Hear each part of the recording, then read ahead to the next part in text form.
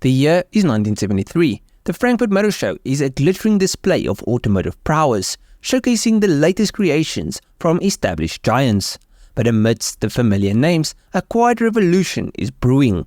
Porsche unveils a car that would become the first page of a major chapter in automotive history, the first ever Porsche 911 Turbo. This wasn't just another iteration of the iconic 911, it was a bold gamble, a car that defied the perception of turbocharged engines at the time. Turbochargers in street-legal cars had a checkered past.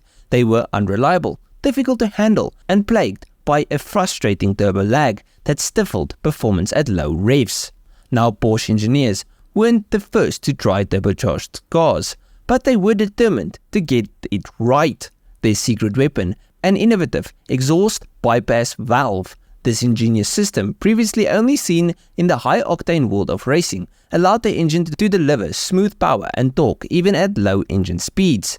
The car still had turbo lag, but it didn't feel as sluggish off boost compared to other offerings of the time. The 1973 prototype wasn't just about innovation under the hood, it sported features that would become synonymous with the 911 Turbo lineage. Internally vented disc brakes, borrowed from the legendary 917 race car, were installed for a superior stopping power, and of course the now iconic rear wing. This wasn't just a cosmetic addition, it provided crucial downforce for high-speed stability. A year later, the production version, the 911 Turbo 3-litre, arrived with the 3-litre engine producing a then impressive 256 horsepower. This figure might seem modest by today's standards, but back in 1974, it was enough to propel the car to a top speed of 155 miles per hour, making it Germany's fastest road-legal sports car at the time.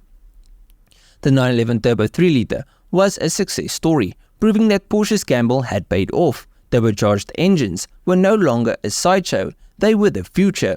The 911 Turbo became a pioneer, demonstrating the immense potential of turbochargers when properly harnessed. Now, I will say it wasn't all sunshine and roses. This car had some issues. You see, the fancy bypass valve had indeed helped to increase lower end torque, but the turbo lag was still very present, making the car unpredictable. You see, Porsche has and have always had a commitment to rear engine designs, and this endowed the 930 Turbo with a unique driving characteristic, one of precision. But that was only until the turbo kicked in and she started to oversteer.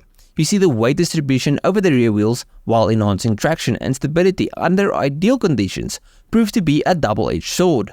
Once the car lost traction with the weight at the rear, you were just along for the ride. And that's why she's known as the Widowmaker. Anyways, the Turbo 3-litre was but the start. The 911 Turbo 3.3 arrived with a larger engine, bumping the power up to 296 horsepower. This increase in power solidified the 911 Turbo's position as a dominant force on the road. Then, in 1987, Porsche expanded the lineup with the Targa and the convertible versions, offering the open-air thrill of a cabriolet with a hard-pumping performance of a turbocharged engine. This broadened the appeal of the 911 Turbo, attracting a wider range of enthusiasts.